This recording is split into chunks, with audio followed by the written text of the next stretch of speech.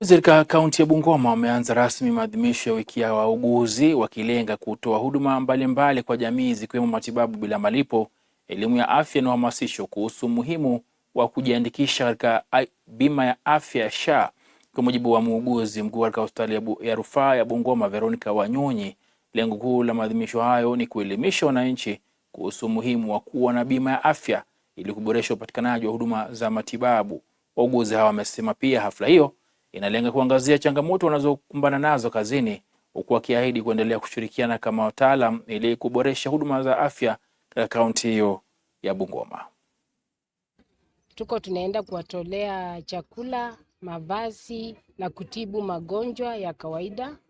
Na jambo lingine la dharura ambalo tunaenda kufanya, tumeweza kugundua kwamba kama nurses tunakaa na watu wanakuja hospitali na wajarejista na SHA. Sasa unapata kwamba hao wagonjwa wanaumia sana. Sasa ambacho tumeamua kama wauguzi, tunaenda an extra mile to ensure kwamba tunaenda kukutana na watu wengi kwa community to encourage wa join SHA. La kwanza tunataka kuhamasisha our communities ya kwamba ni vyema wajiandikishe na SHA, ni vyema wajitokeshe kwa wingi, na ni vyema kama ni vijana to make sure tuko kadi. Na kama uko kadi, tafadhali onekana katika sub county yako ili ukapate kuandikishwa kwa huduma ya kupata ID card. Na serikali ya kaunti ya Machakos basi imeweza